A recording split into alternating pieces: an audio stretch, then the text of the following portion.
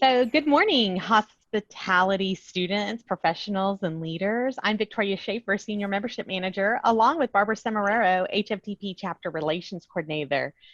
Together with the Hackathon student leadership team and the professors, we welcome you to today's Hackathon session.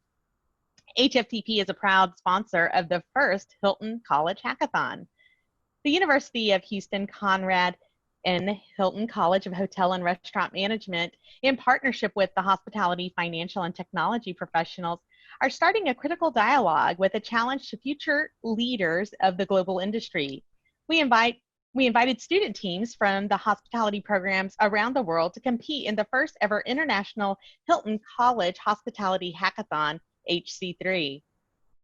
HFTP, Hospitality, Financial, and Technology Professionals, is an educational association serving not only hospitality professionals, but allied partners who sell goods and services to the industry, young professionals developing their careers in hospitality, and students studying to become hospitality professionals. Student membership in HFTP is free. So if you're not yet a member of the association, I encourage you to join, and please contact me and I can help you. Also for YPs, we have some specials going on, so I'm happy to talk to you about those as well. HFTP was established in 1952 and is an international nonprofit association headquartered in Austin, Texas. We also have offices in Hong Kong, the United Kingdom, the Netherlands, and Dubai. HFTP is recognized as the spokesgroup for the finance and technology segments of the hospitality industry, with members and stakeholders spanning across the globe. HFTP offers certifications widely recognized in the hospitality industry. You can elevate your professionalism and demonstrate superior industry performance with HFTP certification programs.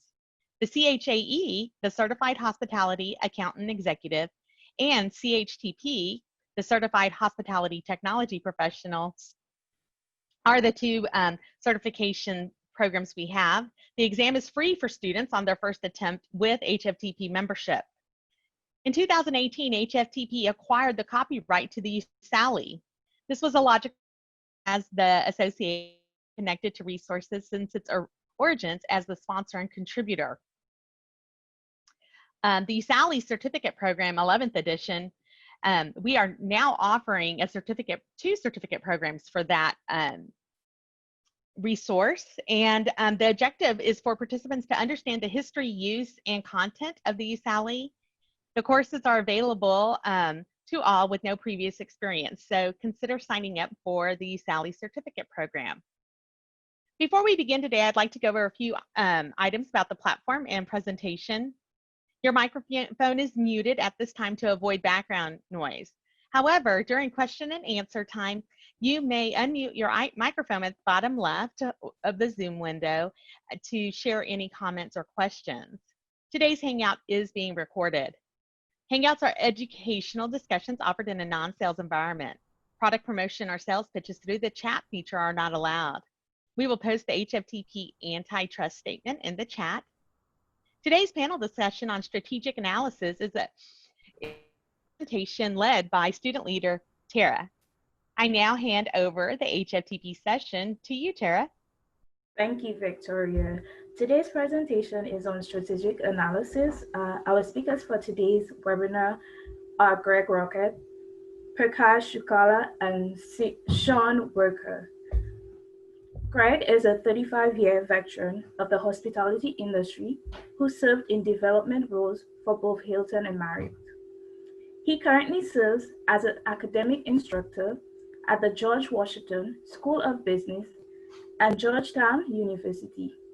He also represents the Hong Kong Polytechnic University School of Hotel and Tourism Management as a professor of practice in hotel management. Prakash is a seasoned professional with over 25 years of general management, finance, technology, and entrepreneurial experience. Prakash is a managing partner with Wayfare Ventures, a premier provider of angel capital for the commercialization of innovations in travel technology and services, including information technology, advanced materials, guest and employee services, and instruments, controls, and electronics throughout the world. Prakash served as Senior Vice President and CIO of Taj Group of Hotels from 1999 to 2012. He has a background with some of the industry's most vulnerable corporations, Unisim, Spur, and IBM. Prakash has provided solutions for numerous corporations and financial institutions such as Morgan Stanley, Goldman Sachs, Citigroup, Payne Weber, and Solomon Smith Barney. Prakash is a graduate of Rutgers University with degrees in mechanical engineering and English, a New York University with a master's degree in computer science, and also has an MBA from MIT. He attended the Advanced Management program at Harvard Business School and was 2013's Advanced Leadership Fellow at Harvard University. He has been an active board member of HFTP and also served on HTNG's board. Prakash was inducted into HFTP's International Hall of Fame for his contributions to hospitality industry and has served on the Microsoft Hospitality Advisory Board. Last but not least, Seán is the managing partner and principal of T5 Strategies, a leading international advisory firm specializing in unlocking how travel and hospitality brands in the co-living, co-working, hotels, vacation rentals, franchising, property real estate, and sharing economic sectors connect and deliver efficiently to their target markets. The T5 team has deep expertise in service-oriented technology platforms, enabling these sectors to serve up an authentic user experience. Seán is an international travel, hospitality, and property real estate business transformation leader that gets stuff done by connecting vision to strategy while delivering through engaged people in an inclusive and transparent work environment. He was formerly CEO of Bridge Street, global B2B extended stay accommodations platform, EVP and Managing Director of Wyndham Hotel Group, and EVP Operations and Development, Interstate Hotels and Resorts, EMEA. Hello, gentlemen. Thank you for joining us today. Good to be here. Thank you.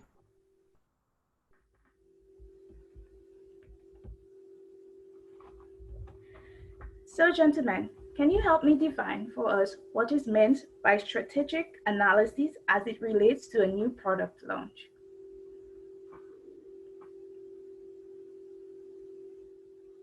Would you like to go first, Tara? Greg, you can go first since you asked. Well, I think when you're looking at the strategy behind a new product launch, I think you need to ask yourself three questions. Who's the customer? Mm-hmm. What are their needs? And how do we satisfy those needs? By knowing your target customer, I think you start to understand what the value proposition is that addresses their needs. And I think all success based on the product launch comes from building a strategy around that customer. There's several permutations in terms of your positioning of your product, and it could turn out to be in the hundreds in terms of those permutations. So narrowing it down to how it focuses on the customer, that product, I think leads to your success. Seán? Yeah, probably take it from a different perspective. I mean, being that we're concerned about hopefully the hackathon and the final presentation. So I think we've learned enough over the last number of years, particularly since '08 with companies like Amazon and Facebook and Uber and Deliveroo, particularly in 2013, that the center of the world is the customer, and solving a problem for that customer before you're clear on that you have a product that has been either alpha tested or beta tested in the marketplace so that you have some reasonable chance of success is ultimately tested by your investors. So I think the precursor to strategic analysis is to get your money behind it. And when your money's behind it, you've got a good chance of getting a customer that you can test it on. I agree completely with what Greg said. I'm just adding color around the edges more than anything else. So in short, align concept and capital and get that in front of a customer and let them tell you what they really want as opposed to what you think they need. Prakash? Sure. So, I'm going to give you a little bit of more of an academic perspective on this. And I really believe that anytime you have a startup or an offering, you need to first at least just have a broad understanding of the industry and where your product fits into that industry, and just analyze the industry dynamics. And this is trite for those folks that are on this panel. They know this very well. But I think it's important for you to know how attractive the industry is. Like, for example, the airline industry is one of which is hyper competitive, and there are very few entry barriers. So, doing that industry analysis is extremely important, which will give you a capability to at least give you a perspective to how much pricing power you're going to have. The second thing that's important, which is much more at a micro level, is when like all the things that my colleagues said about, positioning and understanding your customer and targeting the product towards customer. It's extremely, extremely important. And you really have to understand your customer and segment the market and all that. But I think what's also important is that, you really have to evaluate what your core competitive advantage is and where you lie on the frontier of how unique your product is, and how do you make it unique by creating a value chain, a set of things underneath the product that makes your product unique. So that's my sort of academic discussion or academic definition of strategic analysis and how it relates to product launch. But the key thing here is product market fit, and how tight is that product market fit, and that's what's important. Thank you, gentlemen. So, does strategic analysis begin after the competition is won, or should it be something that is part of developing the hack? Seán, you can go first with this one. Well, that's an interesting question. So, if you can you share? I'd like to share a screen. So, if you could allow me to share a screen, please, that would be great, Tara. Sure.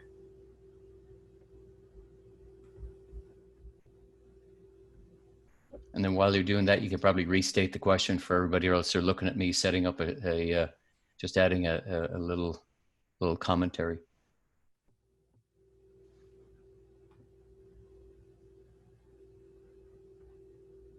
And if you can't, that's okay too.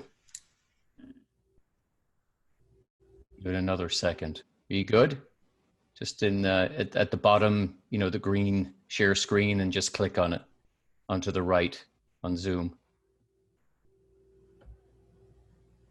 Just at the bottom on the navigation bar there, to the right, there's an up arrow. If you click that, then you'll see just add multiple participants to share and simultaneously.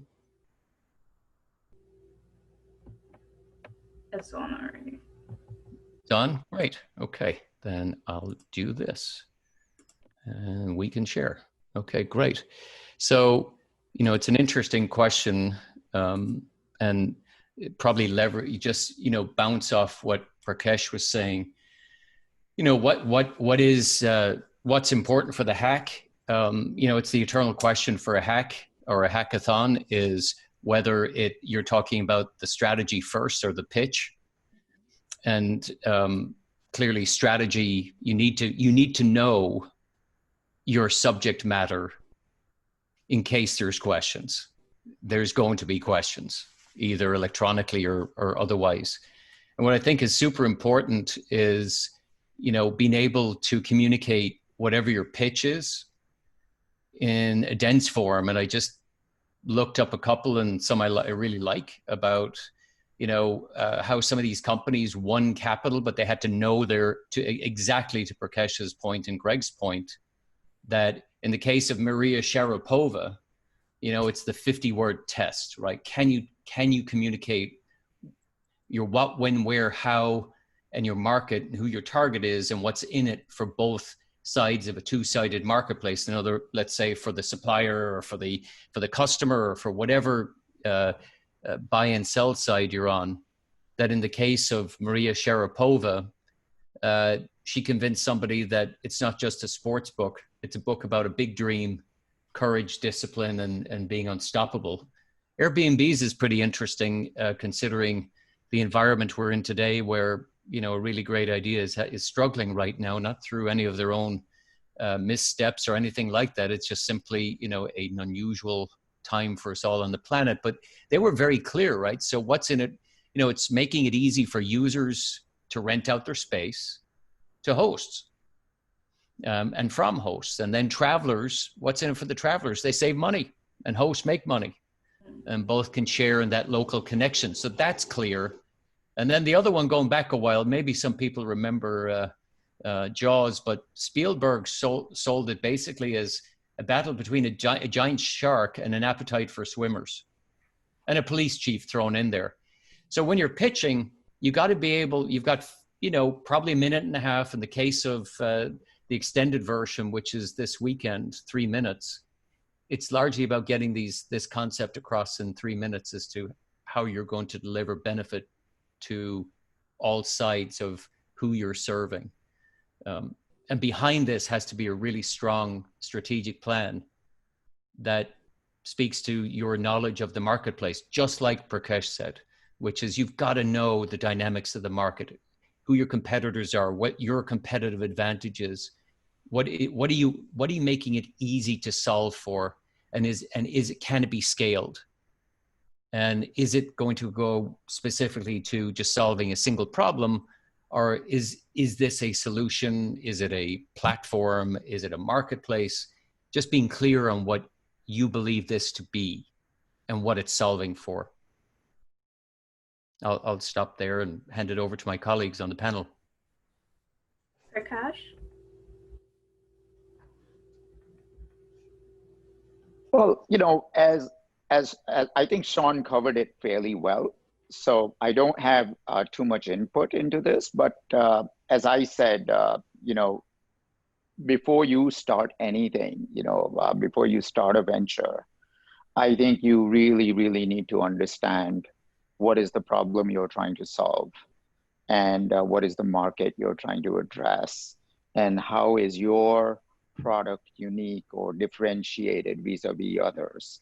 Okay, I mean, if you are able to answer those three simple questions, and then embark on the journey to do a lot of research before you put a penny into the product or a service, you will most likely succeed. And it's a multiple cycles of iteration. But I do believe that you know, you do have to have at least some sort of a strategic intent, and you really have to think deeply about what market you're addressing and what your competitive landscape looks like. Gregg? I'd like to leverage off of also what Seán said. There's a term that I use for Seán's pitch analogy, and that's the elevator speech. I call it the elevator speech because you literally have 2 to 3 minutes of time in the elevator to tell somebody your story, to give them your pitch.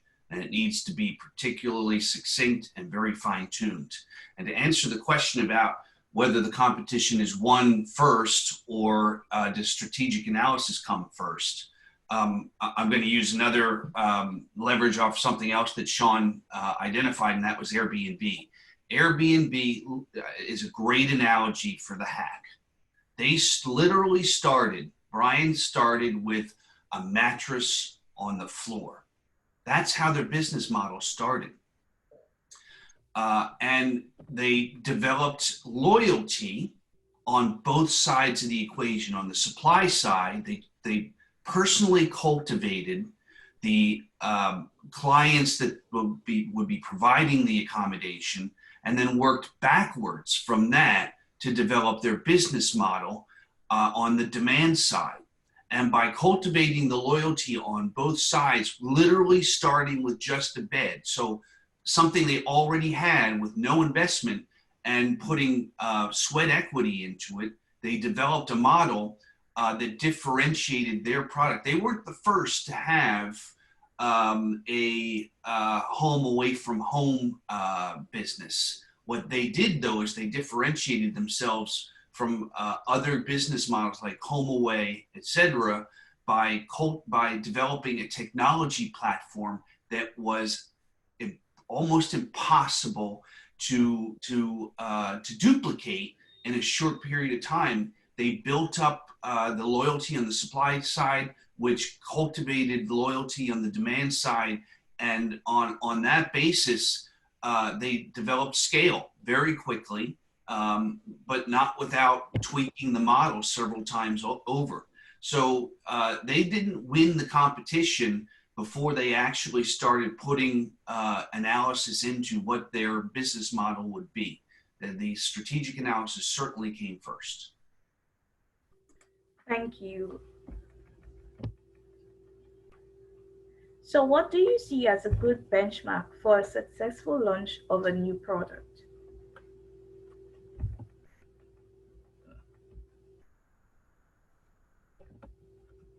Well, I probably answered that question in advance with the Airbnb analogy, working with something they already had on the floor, and they tested that model during the Austin event. That's the name is escaping me. It's not Austin City Limits, but it's the technology South by Southwest. South by Southwest, yeah. Yes, thank you, Seán.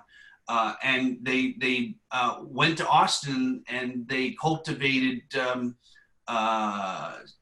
participants in providing accommodation, and advertised that through word of mouth and through classified ads in the newspaper. That was the launch of their product, but they put a lot of sweat equity into it, knew that there was a business model there that could work, but realized that they needed technology to back it up so that they would develop a strategic advantage. And it was that technology, the peer-to-peer electronic platform, that really made the difference for them.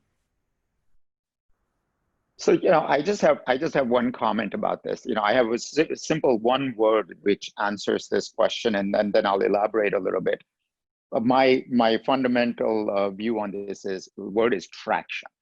Okay, I've seen thousands and thousands of business cases over the years, and I don't necessarily get a good feel as to how successful the idea is going to be until I speak to the entrepreneur and look at the entrepreneur in the eyes and see that twinkle in her or his eyes. It's extremely important that the enthusiasm is there to be able to make create these ideas and make them successful. I'm dating myself, but going back to my early days, my first company, when I started it, when I was a sophomore in college, this is pre-internet days. Well, not pre-internet days, pre-browser days. Okay, and what we wanted to do was to sort of start a tech placement agency. Okay, and my brother and I would go to AT&T, Bell Labs, and Shearson, Lehman Brothers, and various other companies, and we would just speak to the hiring managers. And remember, this is pre-cell phone days, so you'd have to we'd go to a phone booth and call these different companies, and just to understand how the hiring process works. And before and this is pre-venture capital days, so there was no money available. So effectively, you had to bootstrap ideas. But when we placed our first 3 or 4 guys in tech jobs, we knew that there was very little risk, and we knew that the returns were fantastic. So I think that iteration and trying an idea and see where the rubber meets the road is fantastic. If you guys have a unique opportunity where you have quite a lot of capabilities, and with the internet you can drive quite a lot of innovation, and all you have to do is just to say that, are you going to be able to test out a customer traction? And if you're able to do that, there's infinite amount of money available for you to scale these ideas. Sorry, that was a little long-winded, but I just felt that it's starting companies, scaling them is not a rocket science if you really understand the DNA of your customer.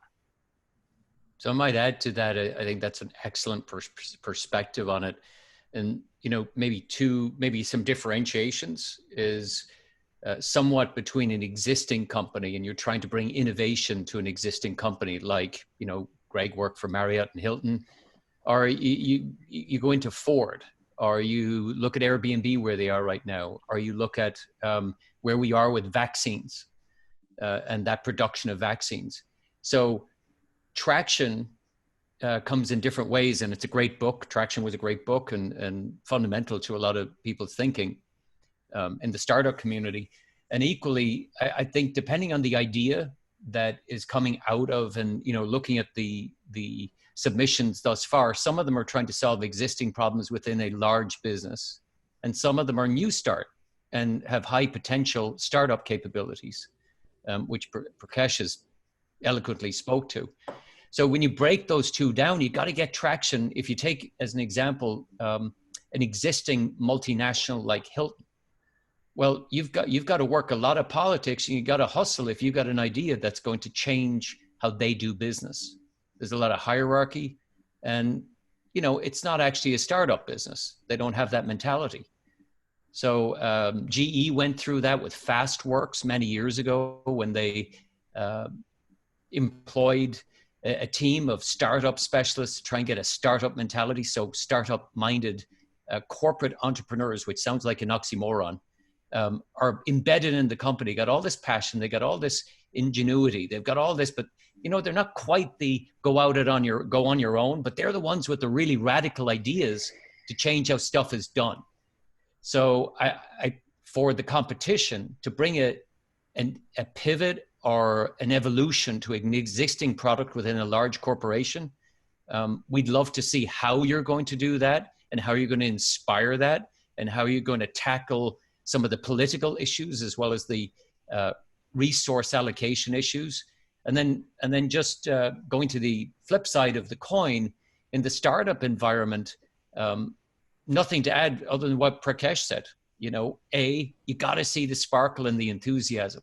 You got to have a belief that you are solving a problem. You can demonstrate what that problem is.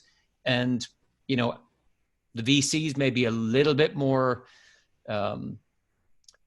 forthcoming when it comes to Series A and say, okay, we'll give that a whirl, and you're going to get a small amount of money to see if we can get traction. But once you go to Series B or beyond, you've got to show that the customer is buying and that they like it, and you're iterating and pivoting and iterating and learning, and you're doing it fast so you can scale, so that they can think, at least have some horizon where they think they can get their money back. I'm not the expert in that field. Prakash is more ahead of that, but I'm sure, Gregg, you've had many ideas that you wanted to put in front of Marriott and Hilton to change the world, and you would have a different perspective in how to get that done inside an institution. Yeah, I think the key to that is to have a high level of trust between you and your stakeholders. When the trust is there, they will listen, and they know that you are. That trust means that they feel that you are protecting their agenda, and you're on board with their agenda, and they see that you're working in the interests of the mission of the company. So that level of trust is very important. The same happens, to use the traction analogy that Prakash introduced a moment ago. The same happens between a company and its customers. I use the term feedback loops as a way of understanding what your customers want and how you can get traction on the basis of that. It goes back to what I was saying earlier in terms of the 3 questions. Who are your customers? What are their needs, and how do you satisfy them? The only way you're going to know that is in the way that Prakash was discussing a moment ago, and that's talking to your customer, talking to your client, and developing your product on the basis of what their needs are. So the feedback loop gets you the traction in terms of being a successful new product launch. And if I could just add one little item is, what is your plan in the event that your product is a wild success? Have you actually put some thought into the scalability and acceleration of that product, your supply chain or your staffing, your thought leadership? Are they scalable? So as you go through people and product and concept and capital, all the way to user experience, having that mapped out is kind of fundamental to launching a new product, so that in the event the new product doesn't scale and you fail, or you're failing in a way that is allowing you to scale the product because of key learnings, how do you deal with those events? It's wildly successful, or it's mildly successful and needs iteration. It's a complete flop, but you got some really good feedback loops from your customers and your investors say, yeah, we failed, but we learned a lot. Let's go a little direction. I'm sure Elon Musk has failed so much that he's done pretty well. But we always talk about Elon Musk and Jeff Bezos. We know a lot of people that have started coffee shops, and now they have 10 coffee shops, and they dry roast, and baristas. So there's inspiration from small businesses as well as there's large businesses, but you got to be able to produce the product if somebody likes it and it gains traction and moves to velocity. Are you ready for that? Yeah, I just have one comment about this, and that is that when we receive submissions for business plans, we categorize them into two buckets. One is a model innovation, business model innovation, and second is sort of a model that serves an existing customer. So we look at it from a perspective of impact. Okay, and I think Seán, you mentioned a little bit about Airbnb. So in this analogy, when you have a product which helps streamline business of, let's say, Marriott or Hilton or any of these other large chains, remember, you're making an incremental sort of an innovation in terms of doing something more efficiently for them. The value that's captured is captured by them, not by you. And therefore, your pricing power is going to be fairly low. Okay. Now, when you have a model innovation, which basically fundamentally questions the existing models that are out there, okay? And when you do that, what happens is you open up a whole new industry, which is what Airbnb has done. So fundamentally, think about these things. I know as an entrepreneur, you have lots and lots to think about, but I think from my perspective, go with your gut. I think the biggest advantage that you guys have is that you don't have the baggage that we old geezers carry with us. Okay, we believe things are done in a certain way, and you don't have that mind frame. And because you don't have that mind frame, you have a much higher risk tolerance, right? You're young. You say, okay, if this fails, I'll do something else. I have the time on my side, etc. Number two, you have a huge ecosystem of startups, internet resources, funding dollars. There's quite a lot available for you. So you're using other people's money to sort of experiment and test out these ideas. So if you have an idea, test out the idea, and do not go to one of these old guys like me and say, hey, will this work from, and most likely what I will do is I will apply my experiences to that problem. And my experiences may be biased because of the way I am conditioned, the way I've grown up. So, you know, the advantage that you have is you're young, you have the risk-taking abilities, and number three, you can test out ideas and very quickly figure out if it works. If it doesn't work, move on to something else. But that's what gives you a core competitive advantage vis-a-vis large companies. That's why large companies can't innovate. Sorry, I'm being sort of prescriptive in nature, but I'm really, really passionate about this. And I wanted to get that across to you that, you know, don't doubt yourselves, because I think that there are tremendous ideas all of you have, and you just need to validate them.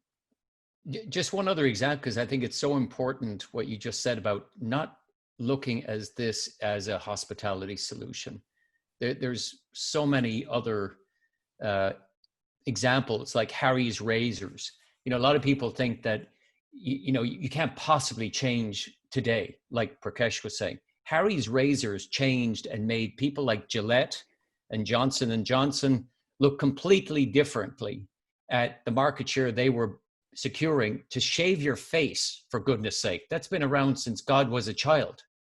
So, and they bought them out because they had traction, they had scale, but more importantly, they developed a culture.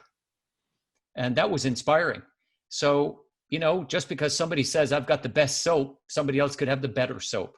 Just because somebody said they have the best steak, you can have a better steak, or a better way to sleep, or a better way to travel, or a better way to think.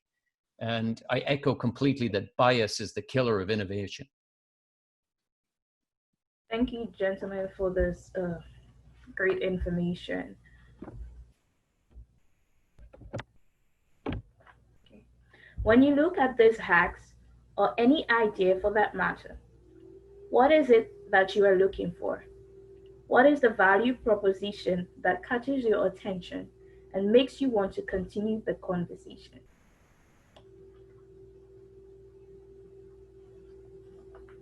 Seán, you want to start us? You know, I absolutely go back, and I think we're going to wind up repeating ourselves, and I always repeat myself, so I apologize in advance. Okay. So, you know, when you break down your question, you know, what is the hack or idea? So one is, I think there could be different. Mm-hmm. And then the second part of the question is the value prop to catch the attention. I'd go back to Prakash's traction concept, but also the idea of the twinkle in the eye, as he said, regarding the energy with a balanced, informed opinion to go with the energy. You can have a shooting star and it burns out, or you can have a rocket that's going somewhere. And it's really differentiating between the energy and the enthusiasm and the value proposition or the problem it's trying to solve, or whether it's a model change or it's an iteration. And then that drives the set of questions into different categories and channels to try and understand further with questions of understanding. And that's what starts to drive the question. And, you know, when you've asked about why 5 times, you probably get to some range of confidence, and that can, you know, often only take 10 minutes of asking 5 whys and listening. So I'll pass this over now. I'll hand it off to my colleagues. Gregg? I'll leave it to Prakash. I think both Seán and Prakash probably have more value add when it comes to this question. Well, I think Seán addressed it fairly well. I think he you know, we've sort of addressed this in some ways, right? You know, if you can validate your idea and if your product market fit is good, then just go and start generating revenues, you know? And I think that, you know, when you look at all these hack ideas, you know, what we're really looking for is the right product market fit and the enthusiasm of the entrepreneur to go and actually go and deploy it. You know, I just in the chat, I just put up this video of a Dollar Shave Club. Okay, now the little bit of, you know, Seán mentioned this Harry's, Dollar Shave Club, they're all the same, right? They're basically big upstart, small upstarts that are competing against big guys like Gillette and, Procter and Gamble and all these guys who have, hundreds of millions of dollars budgets just for marketing. And here's a guy who had absolutely nothing, did a video, an advertising video, put it on YouTube, and started selling blades. And all of a sudden he was bought out by, I believe, Hindustan Lever or Lever Brothers, sorry. So effectively, you don't need a lot to start with. And you just need to find a chink in an armor of a larger established player, and you can capture that market fairly aggressively. So, to answer this question, I would say product market fit is what works really, really well, and the tighter that product market fit is, the better you're going to be successful in terms of, where the rubber meets the road, which is making money. Thank you. Do you guys have any additional words of wisdom for the participants?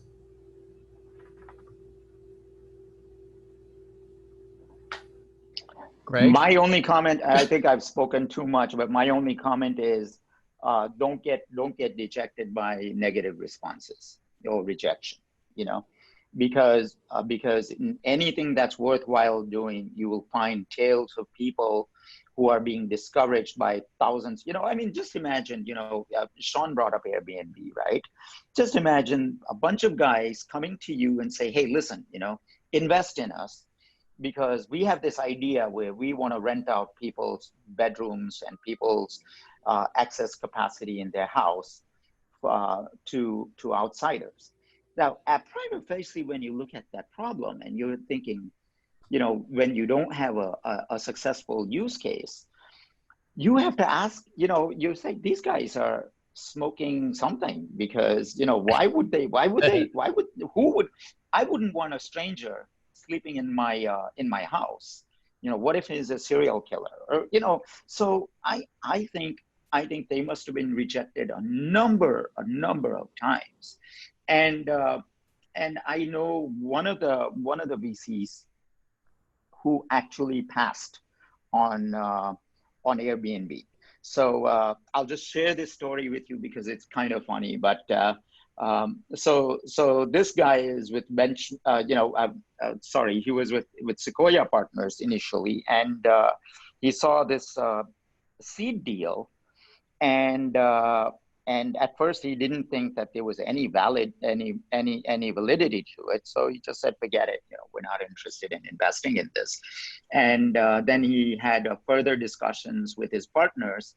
And by the time they came around and said yes, the deal was gone. Someone else had already invested in it and the round was closed. And certainly subsequently later on, I think in Series C round or whatever, Sequoia got in or had some sort of a part of a syndicate that they were able to get in. But the reality is you are going to get rejected thousands of times. People are going to say it's a stupid idea. People are going to say, oh, why you're 20-year-old something, what do you know about the industry, But these are the things that, you just need to be sort of tenuous and very, very sort of, you have to have tenacity to sort of go after these things, because as long as you believe in yourself, you can make things happen. So I think confidence is extremely important. Be persistent and be convincing. So, Gregg, do you have, I don't want to stand on you there, I apologize. No, I was being succinct. Be persistent and be convincing. So if today is, we're living in unprecedented times. This is a global issue and everybody's got an opinion of how long it'll last. This can also be an inspiring moment where innovation and invention will occur. I mean, it happened in 2008, it happened after 9/11, it happened in the Great Depression, it's been happening every 70 to 50 50 to 70 years were these trend lines, and now they're getting shorter and the innovation is getting faster. So the ideas that may be inside this hackathon may lead to shaping change within 3 to 5 years, or even earlier, depending on who grabs it or how you iterate on it. And I echo my colleague's notion that says, if you believe in it, you got to get others to believe in it. It's your religion. And if you're not passionate about it, nobody else will. And if you've got a compelling argument, 50 words or less, or the elevator speech or lift speech from my part of the world, somebody's going to listen to you and work through the reasons how it might succeed with managing the risk notions concurrently. That's who you got to find. The worst case scenario out of all of this is that this is exposure for students that have clearly hustled during a fairly negative time and put energy into new forms of communication, learning how to use the technology to communicate. And I hope this leads to jobs, other leaders in the industry saying, smart idea, I want that person on my team. And I hope this at a minimum leads to new opportunities for you. And who knows, you may be the next startup king or queen or team. And you know, that was really the motivation behind this. And I applaud what the Hilton College has done to enable this with all the support groups and the association to make this happen. So there's a lot of upside from a personal growth to, who knows, you may exit the same as the Razor Club at $1 billion. So just think of us when we had this conversation and just throw us a few razors. So thank you.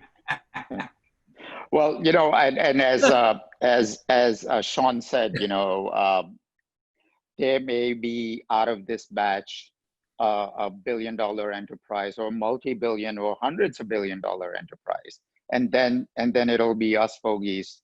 Seán and I will be sitting around having a beer one of these days and saying, you know, we were the judges for this hackathon. Do you know that? How did we miss that? How did we miss it? You know, so you know, don't, you know, have confidence and just go out and conquer the world. The other comment I have, and this is again follow up to what Seán mentioned, maximum amount of value is created during turbulent times. Okay, I have when I don't have the study handy, but I do have a paper. I think it was an HBR article that said, you know, the companies that were started during these difficult times are the ones that have been the most successful because of the dislocation in the market forces. Okay, now we are undergoing, particularly in travel, transportation, hospitality industry, tremendous amount of turmoil. You know, we've never seen an era where hotel occupancies are less than 10%. I mean, that's never heard of.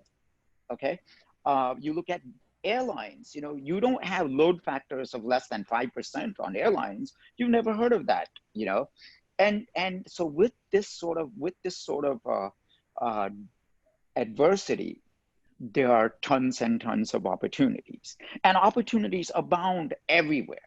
So you know, you guys have a unique window into a time which may be once in a lifetime opportunity to capitalize on something like this. So go out and conquer the world, because, you know, this is not the kind of opportunity that will manifest itself repeatedly in at least in short period of time.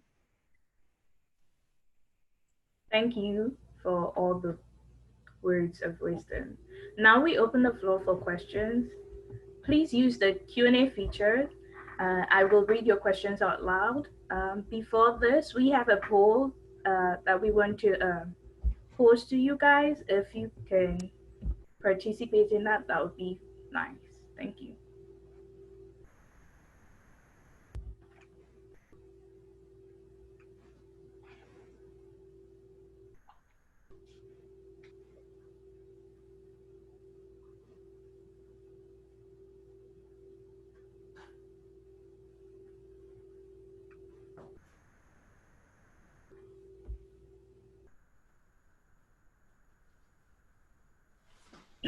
Yeah, Raquel?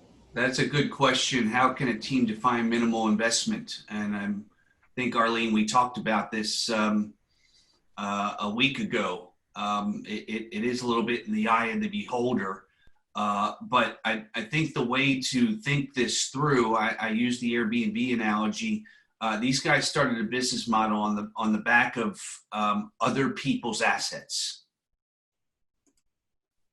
They didn't put a penny into it except for their own sweat equity in the beginning. And it wasn't until they started to get traction and there was evidence of an enterprise there that they were able to cultivate the investment to put into the business. So think of it as trying to leverage assets you already have, or other people's assets as a way to define minimal investment. I would also, to echo what Greg said, I think that was an excellent explanation.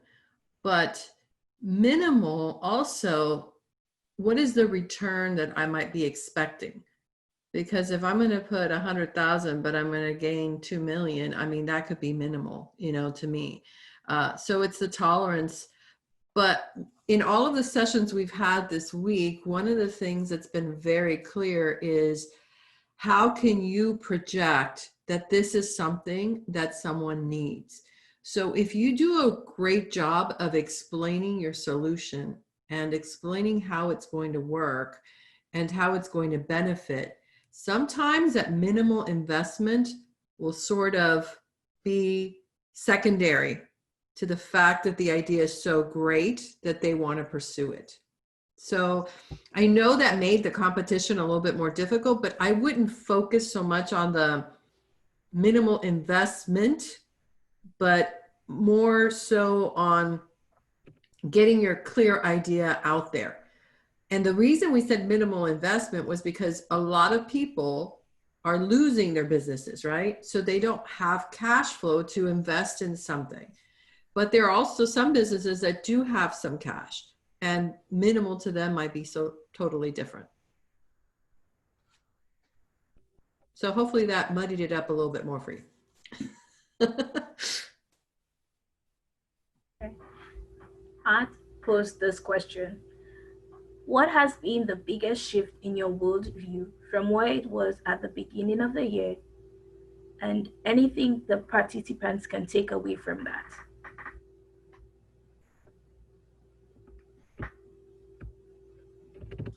Well, I'll answer. I'll start off by answering that from the perspective of an opportunity and leveraging what Prakash just closed with. We're in an unprecedented period in which we have the opportunity to rethink what we're doing and how we're doing it. Right. And I'm seeing good companies taking advantage of that. The company that I just left, Hilton, I left a year ago. They're rethinking, how they do business. And I'll use an example of that. They see an opportunity for converting existing hotels to their brands in this time of trouble. And when you're looking at incorporating an existing hotel into your family of brands, you have to match the hotel to the brand standards and create something called a product improvement plan, or what will it take for that hotel to join our family in terms of the brand standards. So when you can't get there because nobody's traveling, how do you prepare this plan? They're doing this by doing virtual walkthroughs together with the owner of the hotel, literally walking the hotel with an iPad and showing virtually how the hotel looks and preparing that product improvement plan virtually. So that's going to save hundreds of thousands of dollars in travel costs for Hilton if they can do these PIPs, as they call them, virtually, as opposed to having to travel there, spend the time to do it, and then travel back. So I just got a quick question. Maybe I'm missing the titles. Have we lost quite a few people? Because I don't see Prakash on, and seems like, I don't know if that's. No, everybody's here. Oh, we I'm are? on. I'm on. Everybody's here. Oh, there you are. All right. I was Yeah, just looking at I'm the on. number of tiles. So I probably take the question in two ways. One, the macro, and one iterative. I'd agree with what Greg was saying. I think there's lots of companies trying to take some of their processes and ultimately trying to improve them. Okay, so we go virtual with product improvement because we can't travel anyway, but that may become structural, and now there's a bunch of PIP inspectors out of jobs. Okay, so they should have been probably using that technology before, but it just accelerated, and that's in every industry. Then there's the middle where we used the analogy of the airlines. You might have seen that Airbus has now stopped manufacturing the A380, and Boeing has, they've ceased flying largely 747s for public commercial. So, two things there. It was interesting that when they addressed the market, and I go back to market size and what Prakash brought up about market sizing, Boeing said that when they projected the 747s, that the need for airliners of that capacity, 400 to 600, would be about 400 aircraft. Airbus said 1,500. They were wrong. So what we're seeing right now is changes in iteration, business models being questioned, which leads me to my final point, which is that this is going to be I think there's enough evidence at this point. This is going to be a long road between here and the exit into whatever the new reality is post vaccination, which requires a lot of effort to get a large portion of the global population vaccinated. So there's some things that may well happen that will change travel forever. Will countries allow travelers to enter their country without a vaccine card or approval or medical attention that has your vaccines? What are they? And if you don't, you're refused. Will countries open their borders fast enough so that the services industries can survive? It looks like we are going to find that out in the next 8 or 9 months as to what survives. It's going to be decimating largely for the food and beverage industry, but what's going to happen to the property market? What is, it's like an episode of Jeopardy. What is real estate in 8 months? Don't know. In 3 years? Don't know. One thing's for sure, it's not going to be the same. So, this is a time for reflection, but also being positive. You can't control the vaccine. You sure as hell can control invention and iteration and being the one that's strong enough to stand in front of any board and say, you know what, I'm going to go out on a limb because I may get furloughed anyway. Here's some new ideas. You want the people with new ideas, energy, and some concept of reality to be in the middle of your company right now, in the middle of your church, in the middle of your family, in the middle of your society, to get us through the other end. And great innovation and wealth creation will occur as a result of that. We are going to be one hell of a place 3 or 4 years from now, but it's going to be a rough road. On behalf of the HC3 planning team, we want to thank Greg, Prakash, and Seán for taking time out of your busy schedule to be here. And Greg, don't forget Greg there, Tara. He gets really angry when he's left out. I think he was the first person I thanked. Oh, good. Okay, good. We want to thank HFTP for hosting this webinar series as part of the HFTP Hangouts. We would like to also thank all of you for joining us for this webinar. This has truly been a great week for learning for all.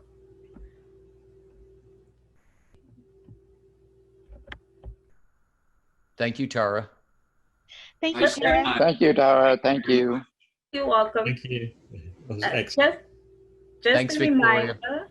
Thank you, Victoria, for setting it up and arranging all this. Just a reminder to the participants that all hacks are due tomorrow at 5 p.m. CDT or 2 a.m. GMT.